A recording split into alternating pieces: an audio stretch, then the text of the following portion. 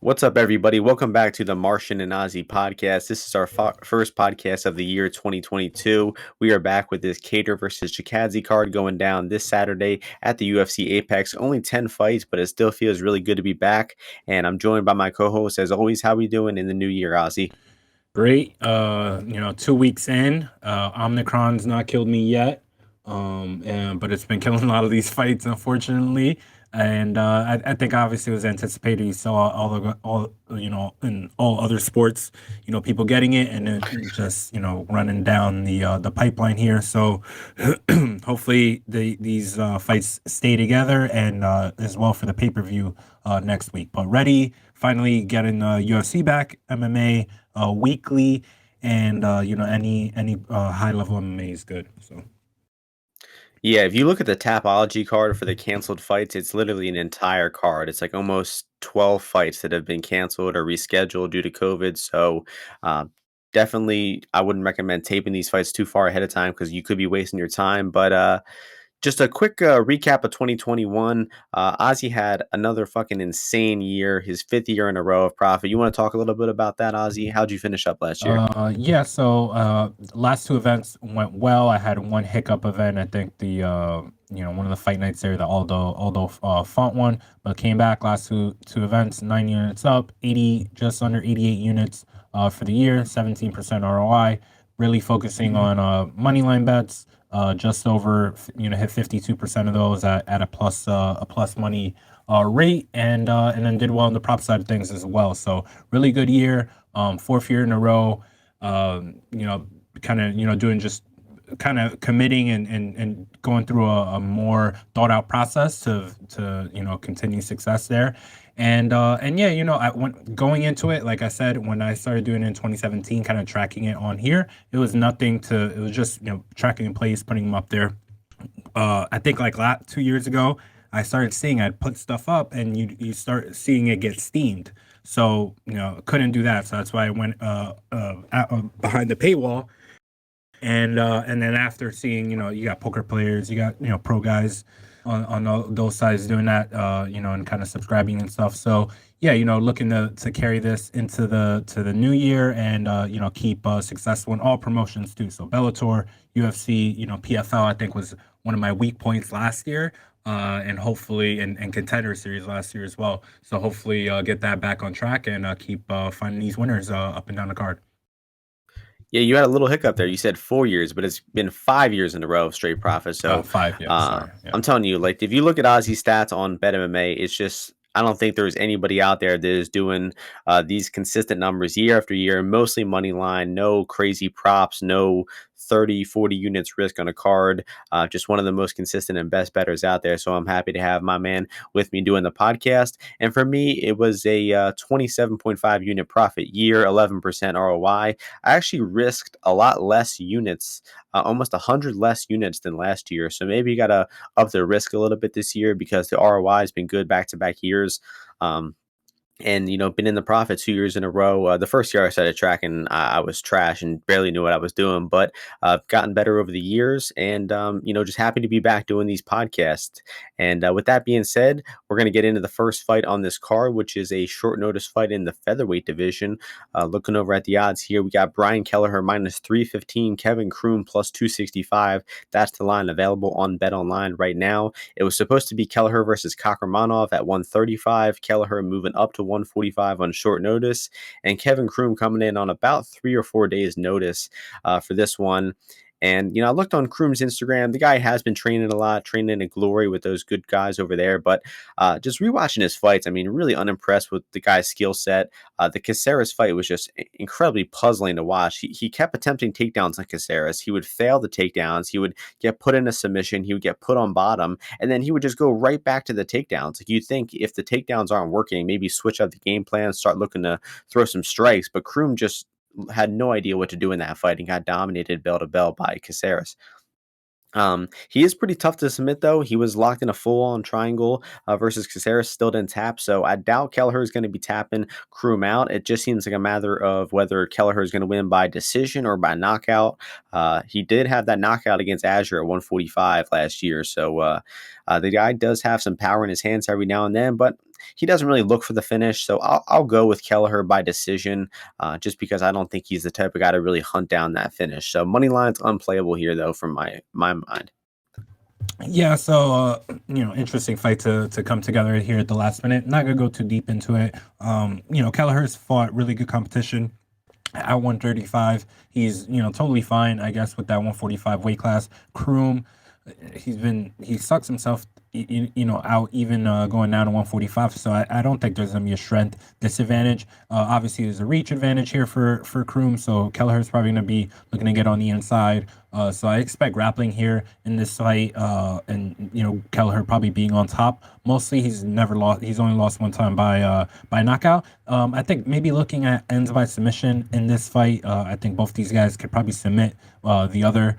Even though you haven't seen Kelleher get submitted yet, or that often, that armbar against like Marlon Rivera. This is gonna be grappling here. So like DraftKings, I think now, and those fantasy scoring platforms, I think value grappling a bit. So I think just thinking about it, Kelleher's probably a good play for DraftKings, and we'll wait to see on the prop side of things, because none have come out as of yet. Yeah, not the greatest fight, but at least we're getting a fight. At least they salvaged together something there. And another fight next in the featherweight division, another fight that was canceled and put together recently. We got downtown TJ Brown. He is the favorite at minus 250. Charles Rosa, short notice, plus 210. It sucks we're not getting Benitez versus Brown, but at least we got a fight Yeah. together. What are your thoughts on this one? Yes, I lost a bet there. I was on TJ Brown versus Benitez at, I think, some of the better prices, like plus 175, 176, and plus 180. So it's unfortunate. I thought he was going to really take it to Benitez, honestly. Rosa, his issue is, I was on Damon Jackson big against him. His issue is he can't really wrestle all that much. He's a little bit physically weak in there when they lock up. But if he is able to be in the fight, he makes fights close. A bunch of his fights, even that Justin James fight that people didn't think was close, they just end up being close. And TJ Brown, he's kind of a bonehead. That submission he got caught in by, I think it was like Jordan Griffin.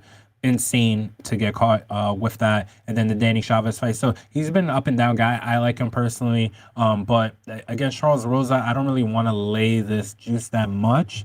But maybe you look at, honestly, this going, like the over here. That still hasn't come out either. Both these guys, I mean, TJ Brown, even if he gets dropped, he's kind of hard to finish. He's, I think, physically a little bit more imposing than Rosa. And Rosa always goes to decision as well. So I'm interested to see what the over would be here, but probably no play otherwise. Yeah, I agree. I think that Brown was definitely the side there versus Benitez. It's a shame we lost that one. Hopefully they put that one back together. But I just can't pick Charles Rosa or put much confidence in him against any guy who wrestles. And Derek Minner was able to put together a 15-minute grappling game plan. They have the same head coach as TJ Brown, James Krause. So I think Krause is going to tell Brown, just take this guy down over and over again. He is kind of noodly on the ground. He throws up submissions from time to time, but outside of like a submission off of Rosa's back, I don't see how he's going to win this fight. He doesn't stop takedowns. He's not a knockout type of guy, and he's just going to struggle with the wrestling here of Brown. So as long as Brown, stays in control on top, doesn't get submitted by anything goofy like that guillotine, he should just wrestle his way to a decision here pretty decisively. So I agree with Ozzy on the overs here. Maybe look at Brown decision or just the over 2.5. And that's going to take us to the next fight, which is in the welterweight division. We have pretty evenly lined fight. Ramiz Brahimaj minus 115, Court McGee minus 105. So Brahimaj got back on track in his last fight, submitting Palatnikov. Had a really rough debut against Griffin. It seemed like he just didn't know what to do against Griffin. This guy grappled in most of his LFA fights, and then he got in the UFC versus Griffin, fight. and he tried being a striker. That was a crazy fight. Didn't make any sense. Of course, Brahimaj got his ear completely exploded in that one too. I mean, his ear was literally hanging off his head. Very memorable fight. And so I think Ramiz went back to his base versus Palatnikov. He took him down. He submitted him, but Palatnikov was a terrible grappler. I mean, literally like almost as bad as it gets in the UFC. So I don't think that fight really proved too much. And Court McGee, known for having pretty good takedown defense historically throughout his career. I mean, he definitely has the experience advantage. I think I would give Court McGee the striking advantage, probably the cardio advantage as well. We've seen Brahimaj slow down in a lot of his fights, and the guy's just a front runner. He's going to come out hard in round one, and if it doesn't go his way, he doesn't get those takedowns, he's probably going to slow significantly in rounds 2 and 3 here. So it comes down to, do you trust Court McGee's takedown defense? Do you think he's going to stuff these early shots? And I'm going to lean, yes, I think he is going to do that. Silva attempted a few takedowns versus him. You still saw that good balance from McGee. I think the guy's just got good wrestling fundamentals, and I'm not impressed by Rami's takedowns or his top game.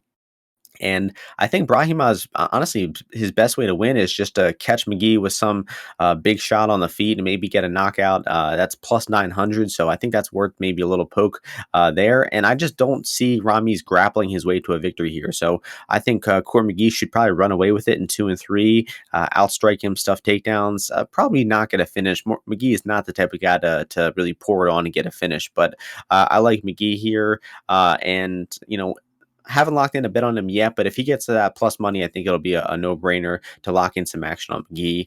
Maybe even McGee decision at like plus, what is it, plus 200? Or no, it's only plus 150. But what are you Yeah. thinking here, Ozzy? So this is, I think, a kind of fight that you get matched up often, where you have a guy who, might be a little bit more explosive, a little stronger, and then you have the guy that kind of sticks around, chips away at you, and kind of wins fights, very dirty. You see it kind of with maybe that Gritzmacher fight a few weeks back. I can't believe that I even brought that fight back up, but I think I compared Gritzmacher to Court McGee, unfortunately. So, with that being said, I just think this is a pretty good matchup for Court McGee. Court McGee been in the UFC for forever, a bunch of decisions under his belt, a bunch of rounds, and with a lot of good guys. He's still looking pretty strong to me overall. Like when he's locking up with Condit, with Claudio Silva, Sean Brady, holding his own in there, and I think he's going to be a little bit more imposing than some of the guys that, and in the similar effect that Max Griffin was.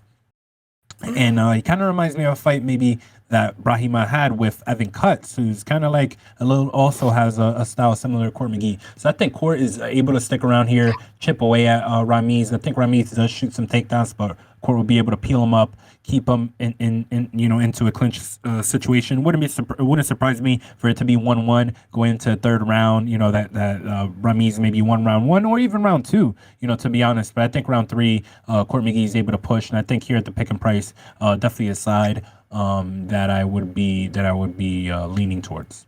So I'd pick Court McGee here, decision. Round three decision is probably a good prop. So yeah, I think Court McGee's a good play this week on a week that there are not many. Yeah, FanDuel is hanging McGee round 3 or decision at plus 155. I think that's a good way to play him. I doubt he finishes early on here. So we're in agreement on that one. That's going to take us up to the middleweight division, where we have Joseph Holmes making his UFC debut, fresh off the Contender Series, minus 148. Jamie Pickett plus 128 on the comeback. What are your thoughts here? Two big guys, big reach here at middleweight. Holmes making his debut. I don't really. I could see why he could have, I guess some potential, because he's training with a pretty good gym. He's shown that he can throw knockout strikes, head kicks, get submissions, all those things. But I think he hasn't fought a guy who has when he wants to. Jamie Pickett has a motor, and if he's showing up to fight on Saturday, I think some of these positions that in the grappling realm and clinch and in those areas of the fight, I think Jamie Pickett has a pretty good advantage over Joseph Holmes. Joseph at range, I think, is probably going to be his best shot, throwing those head kicks, throwing those strikes that have way more intent, because Jamie Pickett sometimes he's not really committing all that much in the pocket and kind of falls short there. So I think Jamie Pickett here plus money is a good look, just because I think Holmes, if he starts to tire, I think we see some grappling, and Pickett probably getting on top. and being a little bit cleaner in those aspects of the fight. So I lean towards Jamie Pickett. Yeah, I'm gonna agree with you again. I hate to, go on the same side. We don't really talk about these fights too much beforehand, but it's a little more fun when we disagree. But I agree with this, your assessment of this one. Holmes, I just don't really think he's shown too much skill in the cage so far. I mean, he's obviously a very athletic guy. He's huge for the division, 6'4". But when he throws his shots, I just think they're a little bit sloppy. His footwork isn't the best. And I think he's just been looking really good against guys that he's had this massive athletic advantage over. If you look at the guys, his recent wins, I mean, they're just not on the level of athleticism. And I think Pickett is going to be the first guy that Holmes has fought that's going to be really able to match that athleticism. Pickett is kind of a bit of a head case at times. Like sometimes he doesn't really fight to the best of his ability. Like in the Patti fight, he lost round one, and then in round two, he's like, "Fuck it, I'm gonna go get this guy. I'm gonna throw some strikes," and he knocked him out. Or at the end of the Staropoli fight, like when he bit down in the last 30 seconds of that fight and started letting his offense go. I mean, the dude throws hard. I think he's got the cleaner offense of the two. I think I'll disagree with what you said about the striking here, Ozzy. I think Holmes's best chance would be to grapple. It would be to get this fight against the cage because Staropoli, not a grappler at all, and he was able to push Pickett against the fence for like the majority of that fight. Like every time Staropoli walked forward, Pickett would just walk straight back to the fence, and he wasn't giving up many positions. He was stuffing takedowns. He was, defending well. He just kind of stayed on the fence too long. And if you watch Holmes's fights, he does like to, mix in some takedowns, maybe get like a body lock trip, outside trip, and then he has, submitted a few of his opponents. But I'm not impressed with his jujitsu at all. If you watch the Diggs fight, I mean that's a back and forth, sloppy grappling fight. That shows you what the caliber of grappler Holmes is. It's not a high level. I think it's just another case of he's been getting on top of smaller guys, and he just is able to, get them to give up that back take and give up that rear naked choke. I don't think Pickett is going to be quite as easy to give up those positions, although Pickett has looked pretty bad on bottom, like in the Soriano fight. So I'm a little bit worried about Pickett getting taken down and stuck on bottom here. But if the fight stays in the feet, if it's a kickboxing fight, I think I would probably favor Pickett. I think he's more experienced. I think he's fought higher level opponents. And I think that, Holmes really is getting a bit overvalued here. I could see maybe Holmes being like minus 130, minus 120, but where it's at minus 150, I think the line is wide. So I think Pickett is worth a bet here at his money line, and I'll just pick Pickett to win the fight straight out as well. So hopefully Jamie comes through with us here, and that's going to move us along to the first fight on the main card. We're already on the main card, already only 10 fights in this card, and this one's in the featherweight division. We have Joe Anderson Brito minus 132, Bush-Borschev plus 112. What are we thinking about this featherweight fight, Ozzy? Yeah, Or so is it my no, turn? again, so this is a Go fight ahead. I went back and forth a little bit during this week. Brito looked pretty good to me in that contender series fight in terms of uh, he was aggressive, came forward, mixed in the grappling, was able to consolidate position, threw big strikes in the feet, leg kicks. I mean, this guy was a madman, and he looked like he wasn't getting that tired. But if you look at his regional tape, it's just a little sketchy to me. I don't trust this guy that much. I early on I was like, I think he might be strong enough to be able to get these takedowns consistently on Bill. You saw against in his fight before contender series, he just laid that guy out, Jose Mariscal, who's a legit guy, and just laid him out. But I think Bill here, he's got the reach advantage here against Brito a little bit. He just fights longer overall, and I think Brito, he might be content to throw these to just stand at range with Bill if he's not able to hold him down, which I don't know if he's Bill's jiu-jitsu game is completely different from Lopez's and these other guys that Brito has been holding down easily. And you saw against Ricardo Ramos, he was able to get up on multiple occasions. I think he just Ramos is a guy who's a much sharper than the guy like Brito. Brito is kind of like a bull in the china shop kind of guy. Like Ramos is more of a precision guy. So I think the looseness that Bill has in his game is kind of against guys like Ramos, I guess gets eaten up. But against guys like Brito, I think he's able to move around him. I think he's able to use the clinch. And if Brito's able to take him down, I think it's going to just start tiring him out. And over the course of 15 minutes, I think Bill's going to start coming out ahead. but Brito does have big power. But yeah, as the week has gone on, I kind of lean more towards Bill. And I know him a little bit to send him a little message as well. So I think this is actually a decent matchup for him if he's able to neutralize that those takedowns and potentially even maybe some leg kicks as well. So I lean towards Bill, and I think he's gonna get this win here, and a good bet here at plus money. Yeah, so little preface to this one before we get into it. Ozzy and I did a podcast for the first time back at before UFC 244. We talked for like 2 hours straight, and then after 2 hours, he was like, "Yeah, I know this guy who trains down by you, Bull-Algeo. You know him." I was like, "As a matter of fact, I trained at his gym for several years now, so we both know Bill. We're both familiar with the guy, and wishing him the best this weekend."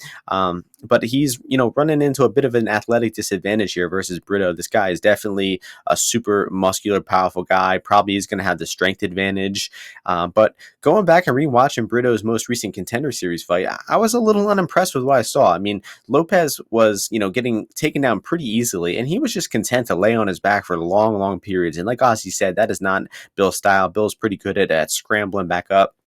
He might give up his back at times, looking to scramble up, but he's also good at defending that. I mean, I was worried about the back take versus Ramos, and Ramos did get a brief like standing back take, but Bill was able to defend that too. And that fight against Ramos really razor thin. And there's honestly an argument that Bill could have won rounds 2 and 3 there if he would have just stopped a few more takedowns. I think he would have been, in a good position to win that decision.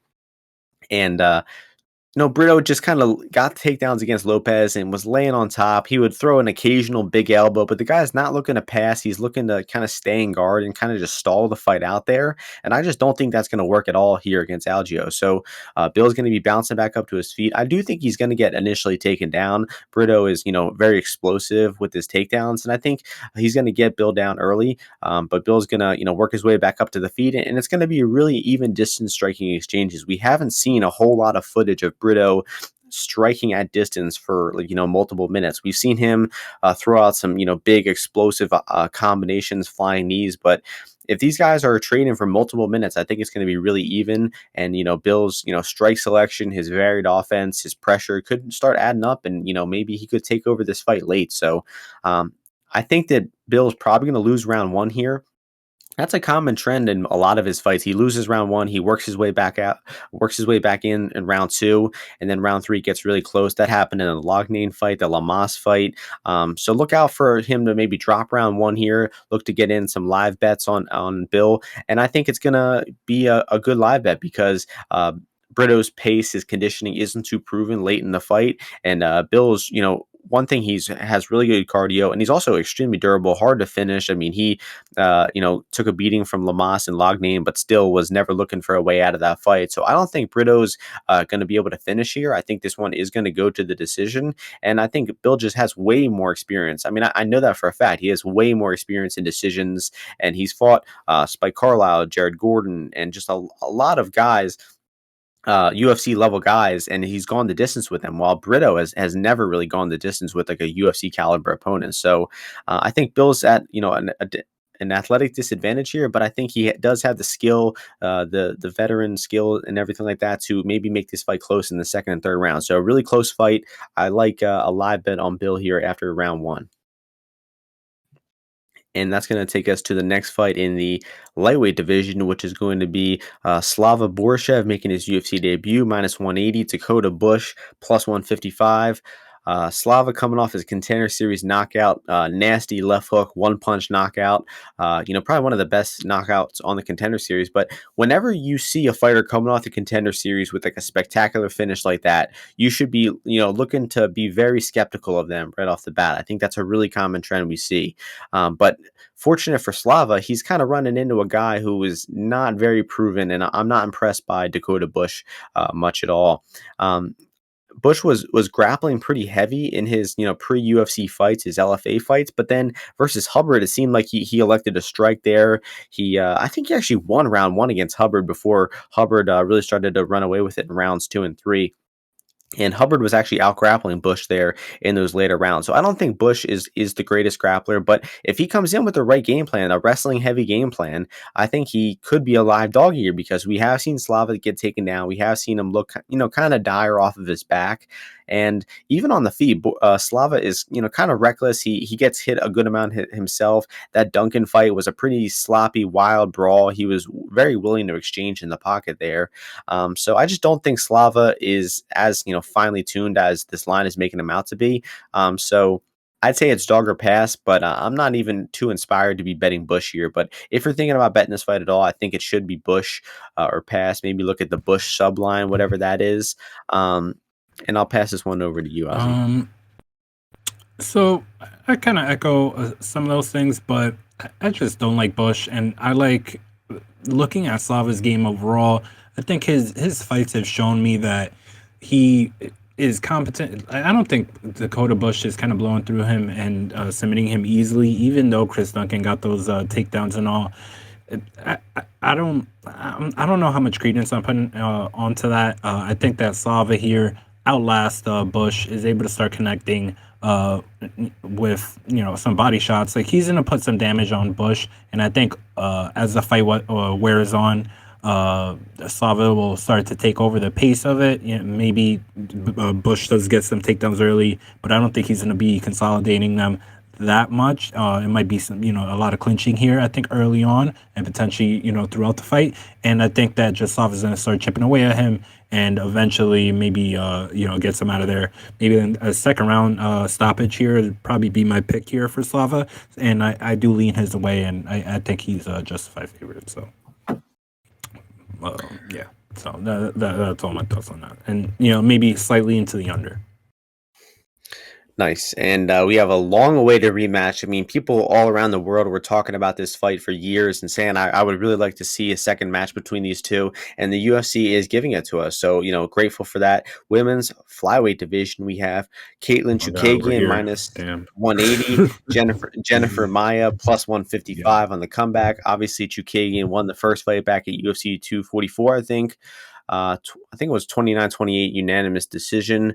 It's your turn to Yeah. start this So one off. I know you're really looking forward to yeah, this one. so I mean, Caitlin Chukagian fights they're just very interesting. I mean, the girl's got a very good record, 16-4. That's a great win rate, and she's made. I mean, she makes people money. I remember she was coming off that Andrade fight, and took that Calvillo fight, and I'm looking at it, I'm like, Caitlin Chukagian is plus 205. Like, her decision was like plus 350. It was crazy, and I knew some guys that like Cynthia Calvillo. It was nuts. I couldn't believe it. I lost Yeah, money on that fight. I which bet Calvillo. in hindsight, Terrible. it's insane to think that, that be 70% you give Calvillo over Chukagian is just crazy. But Caitlin stays in fights. If you're not like out physicaling her, it's very, very hard to win clearly over her. So I could see why she'd be the favorite, but there's no way that I could lay a minus 180 chalk here, just because Jennifer, she could maybe land a takedown here on Caitlin. Caitlin is kind of just like doesn't really mind giving up takedowns, and doesn't have the best takedown defense. She'll pull guard and stuff like that. So, I don't have too many thoughts on this. I think Maya's going to try a leg kick and push Chookagian back, and Chookagian's going to do her thing from there. So I lean this to go to decision, obviously. And if you like Jennifer Maia, I just bet Maya decision. It probably was like plus 200 or something like that. That's fine, and move on.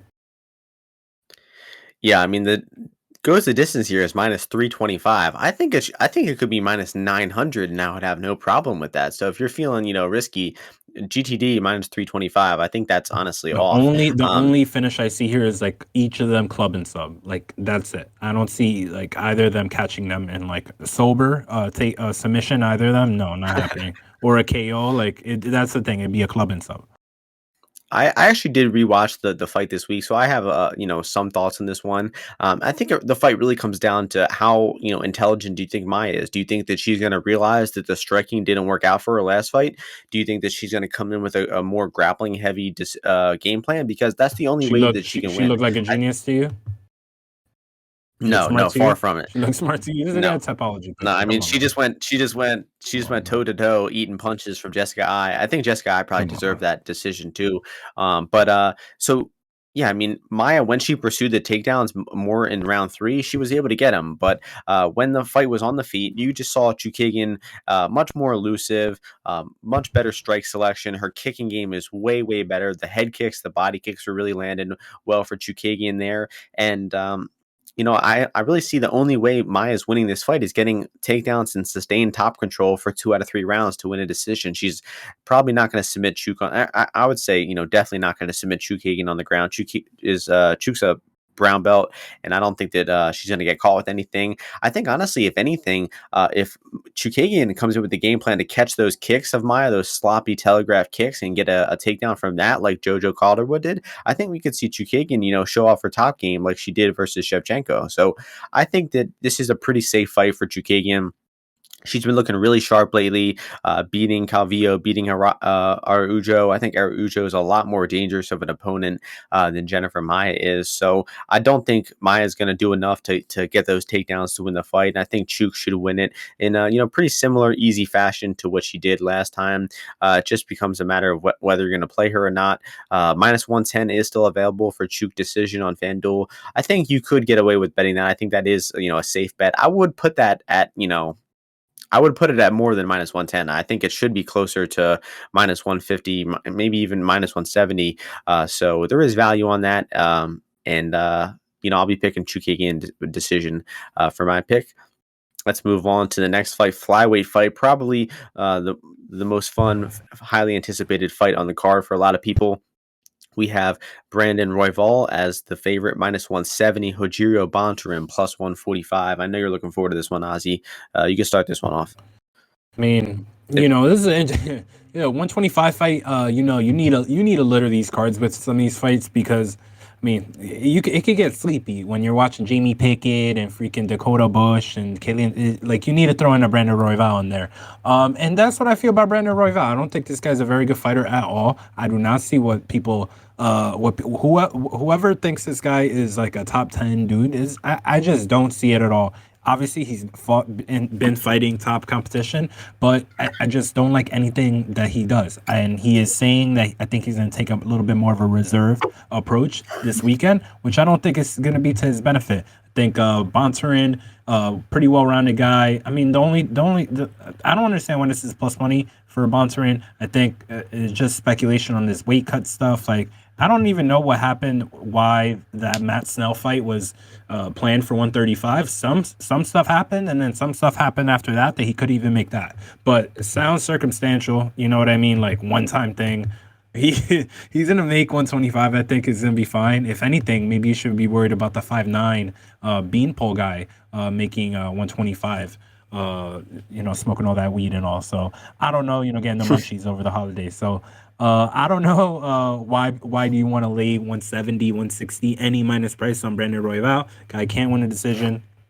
Only big strikes is pretty fragile. You saw Pantoja hit him with a punch, and he's kind of like, my eye, like my eye, which is, I mean, fair. You just got punched in your eye, it hurt, but it's just not something that you really see. His shoulders coming out. He's got, that you got a torn labrum for forever. He gets dominated when he locks up against these guys until they gas. Like it just. I don't know. I like Bontorin here. I think he could win it on the feet, on the ground, wrestling, striking. As long as he doesn't gas, I think he's a better fighter everywhere. So, yeah, and Royval does have some issues. I mean, if you look at him from like a strict technical perspective, you say that he's doing a lot of stuff wrong. But because he's so chaotic and crazy, he can win some of these fights. But if he's saying that he needs to turn it down and fight more conservative, I think that's kind of negating one of his best strengths, which is creating that chaos. I mean, looking at his striking, I mean, it's just he just spams volume out there, but there's not much defense. There's not a lot of a lot of clean technique I'm seeing. It kind of reminds me of Ricky Tercios in a way. And I mean, he just gives up takedowns. He gives up his back. He's always looking to scramble. But when you see Pantoja, a highly skilled grappler, he was able to really control him and get some back takes. And Bontorin is, I'd say, I wouldn't put him on the same level as Pantoja, but I'm impressed with the guy's control. He's an explosive wrestler. He can hit big takedowns. You saw that the Kai Kara-France fight. He scooped him up, slammed him down, got a back take. And I think his control game is pretty good. When he gets a hold of his opponents, he's pretty good at keeping it. It's just a matter of whether he's going to be able to sustain that for long periods of time over the 15 minutes. And I think the reason why Ozzy brought it up is why he's a dog here is probably due to that weight cut versus the Schnell fight. I honestly kind of forgot about that. But yeah, missing weight at bantamweight, now he's going down to 125. I think a lot of people are putting too much stock into that because skill-wise, I think Bontorin is the cleaner boxer. I mean, he outboxed Schnell for the majority of that fight. I think most people were expecting him to wrestle heavy in that fight, but he just boxed the entire time. He was fighting patient, measured, and has some pop behind his punches as well. And I think that he's going to be, honestly, the better striker and grappler than Royval here. It's just a matter of can that cardio hold up? Can he not get sucked into that crazy, hectic pace that Royval likes to set? And I think Bontorin's worth a play here as an underdog. I'll go ahead and pick him straight up. So I'm agreeing with Ozzy once again. And, hopefully Bontorin comes through for us this week. And co-main event, incredible fight. Really looking forward to this one. We got our boy Jake Collier as the favorite, minus, let's see where he's at. Minus 128, Chase Sherman plus 108. And I'll start this one off. Jake Collier, you got to cheer for the guy. Obviously he's doesn't quite look like your definition of a fighter. He used to be a middleweight. He's ballooned up to a heavyweight. But the guy still has, some good skill, even underneath all that fat. You could see that the guy is, a creative striker. He's got good strike selection. He targets the legs, head, and body really well. Probably got robbed versus Carlos Felipe in his last fight. And the guy has pretty good cardio. I mean, he threw a ton of strikes in, I think he's landed like 120 or 130 significant strikes in back-to-back fights. And Chase Sherman doesn't exactly have bad cardio as well. He also did put up good numbers against Arlovsky and Sherman, but I just think the guy's defense is not that good. He doesn't really figure things out as the fight goes. I think Collier is the more intelligent fighter. I highly doubt we see any grappling in this fight. I don't understand. I don't think grappling is likely at all from either side. So it should just be a 15-minute kickboxing fight. And I would give Chase Sherman the power advantage.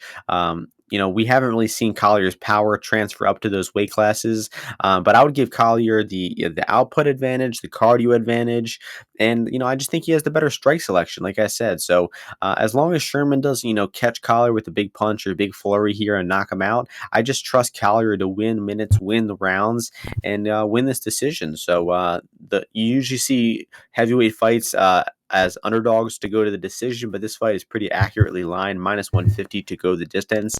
And, I bet Collier in his last fight, he's a good underdog type of fighter, but not a guy I'm really jumping off the page to bet as a favorite. I think he's, much better in the role as an underdog. So I'll be cheering for Collier to get the win here, but not interested in betting him at juice. Yeah, I mean, this fight's insane. Like, I would have thought I'd be betting on a Jake Collier versus Chase Sherman fight at heavyweight. I mean, but Chase Sherman's one of the worst guys in the UFC roster. I think he gets his third L here in a row, and he gets his walking papers. Because, just the line-wise, I think it just leans towards Collier. This fight, they're setting it over a 2.5, right? They're saying more likely to go the distance.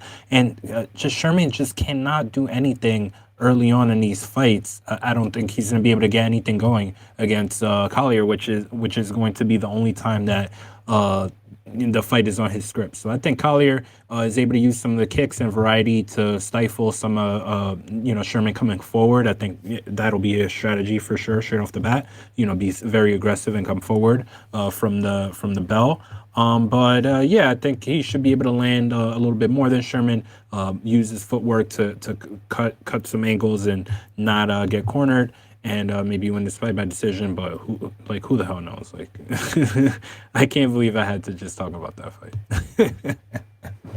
I'm still looking forward to it, though. It should be a fun time. How long can this freaking Jake Collier heavyweight thing go? Like, how long Like, how many fights I can don't he know if he have? has any How interest many in fights can you losing. think I he don't can think he have? has any.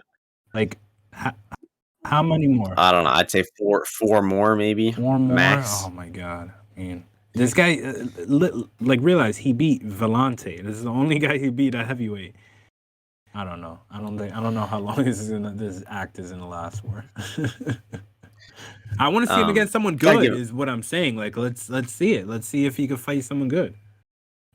I know. If he wins this, I'd love to see Parker Porter versus Jake Keller. That'd be incredible MMA right there. Yeah. But pretty funny the fights in the co-main event.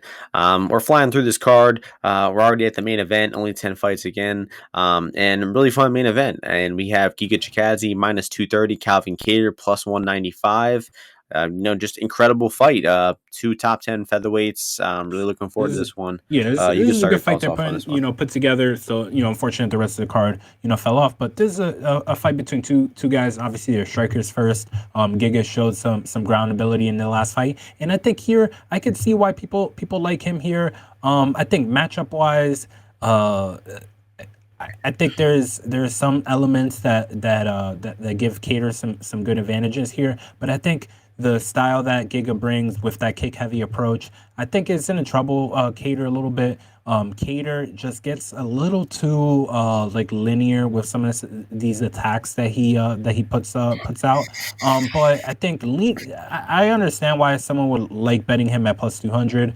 Max Holloway is just a bad matchup for him overall. Just Max is the kind of guy, he's always taking space away from you and kind of fainting in, and he's taking a beat away from you when you're coming in and attacking, like a guy like Kattar is. Like, he's maybe like trying to feint in and get position to jab, and as soon as Holloway, he'll just go and attack you, and it's super hard to kind of get on that different kind of script, which is why he just got beat just for every second because Max was like playing a whole different kind of song, and Kattar didn't know any of the dance moves to it. So and he wasn't able to catch up to him. That's just to kind of try to visualize it. With kind of how some of these fights go. It's like a sensory overload when a guy like Max Holloway's like all over you, he's fainting, he's tapping you, stepping back, hitting you again. So that was an insane performance. But in this fight, I think that you can lean into the durability of Kattar and look at that over and play that if you don't want to lay the juice on Giga. But I wouldn't be paying minus 230. You haven't really seen his chin at all, and every guy that Kattar has fought, he has landed on them in a big way, and he is definitely a much different fighter than Barboza. Barboza really wants to set up those kicks and then kind of use his punches, or vice versa. But he kind of is working off his kicks a lot. Giga was able to shut that down, and here Kattar, although I don't think he defends kicks that well, he's only looking to box. So I think he'll have opportunities to land on Giga. You don't really know what his chin looks like, but Kattar's shown that he's ready for 5. So I would lean him on the value side and maybe look to play the over if you wanted action on the fight. Yeah, and this seems like a pretty clear, kickboxer versus boxer matchup. And Ozzy put it really well. Kattar is a bit too linear. Like, you know what to expect from the guy. He's the orthodox. He's going to be coming forward. He doesn't really have whole lot of movement. While Giga moves in and out, he switches stances. He gives you so many different looks. So I think that Kattar is going to struggle with that early on. Kattar is a pretty notorious slow starter. And I think we see that again here. Giga is pretty likely going to have the speed advantage. And I think he's just going to be presenting a lot of different looks and likely going to beat Kattar here in the first round, maybe in the first 2 rounds. And I think it could look sort of similar to the Zabit fight. Zabit pumped out a ton of volume and was able to land on Kattar. But as that fight started to go into round 2, Kattar started to figure stuff out. He started to land his hands. He's got great boxing combinations. He digs to the body really well. And he can even have success with his own leg kicks. So look out for maybe Kattar to be throwing his own leg kicks to try to limit that mobility of Giga. But Kattar also notoriously struggles with leg kicks himself. Moicano shut him down with leg kicks. Jeremy Steven was having success with those. So I think Kattar's going to have to go through a rough, first 7-10 minutes here. But the second half of the fight, I think, really favors Calvin Kattar. I think that he is definitely more proven over 5 rounds. He has 5 round wins in the bag, has 5 round losses as well. The Dan Ige fight was a really good performance, and we haven't seen Giga past round 3, right? We saw him in round 3 versus Jamal Emmers, and he was looking kind of tired there. Obviously, he finished Barboza in round 3 of his last fight, but that fight I thought was kind of trending in Barboza's direction. I think the live lines indicated that as well. But then Giga came out with that massive knee to the body and punch combination that hurt Barboza. And Giga had incredible killer instinct and was able to find that finish. Something we haven't really seen from him too much. We've seen him drop guys and not really follow it up. But really incredible killer instinct there. And that was Giga's biggest step up of his career, and he handled it with flying colors. So I've been a bit of a doubter of Giga in the past, and I'm starting to really respect the guy. But he doesn't necessarily throw more volume than Kattar. Their volume is pretty similar with the amount of strikes they throw. He certainly doesn't have a grappling advantage, so it's a striker versus striker matchup. I think that minus 230 for Giga when he only has one way to win, I think is a bit wide. So I think money line wise, it is wide right off the bat, but I think you're also going to get plus 250, plus 300 on Kattar in the live line. So it might be best to wait, see how Kattar is doing with the kicks, see how he's doing with the speed in round 1, see if he's checking leg kicks, and then maybe in round 2 at some point look to lock in some action on Calvin Kattar. And I really think that we could be looking at a 2-2 heading into round 5 type of thing here, where Giga wins the first 2 rounds, Kattar wins 3 and 4, and it's a competitive round 5. So I think the second half of the fight really favors Kattar. I think the body work, the punches of Kattar could start to pay dividends late and slow down that gas tank. And it's just a really interesting fight. Really looking forward to this one. Gun to my head pick, I'll still go with Giga, but I think the value is on Kattar, and I'll be cheering for Kattar to get this one done. Just an incredible fight, a really good main event to kick off the year. Like Ozzy said, it's a shame the rest of the card fell apart. But it's just good to have the UFC back. Even if we got 10 fights, we're going to have, a ton of events over the next few weeks, and UFC 270s next week. So it's good to be back. And let's do our 2-pick parlay, Ozzy. So I'll give you first picks on who you want for this one. Oh, yeah, I almost forgot about that. Give me 1 second. Damn, caught me by surprise. I think I know who you're going to pick, but I'm not going to say Why it. don't you go ahead right before me? Go ahead. You pick whoever you want. I'll go with the safe pick on this one. I'll go with my girl Caitlin Chookagian. All right. Money line. Okay, so straight up. Martian's got all right. I'll go with Court McGee. I think Court is I think he's a good play here. But I think Court, Bill, Sava, I think all of those Bontorin, a few good under the radar picks or lines there that I think will have value. But I'll go with Court for that 2-teamer. Interesting. I was expecting you to pick Bontorin. Those two only come out to plus 204, but I'm going with the safe pick, minus 180. If I had to go with a riskier pick, I think Court, is a slight underdog. Riskier pick, I would go with Bontorin as well, which comes out to plus 378. So Ozzy and I agree with a lot on this one. Maybe not the most entertaining to listen to us agree with one another, but hopefully we'll have some fights we disagree with next week to get some back and forth going. But feels good to be back. Thank you all for listening. Thank you all for supporting. Last year was a great year. Ozzy coming on in the second half of the year really brought up the views and the engagement. So I appreciate everyone that's listening. And, we hope you continue to enjoy the podcast over the next year. Might have some different type of videos and stuff coming out over the next year. So, just stay tuned, and it's good to be back.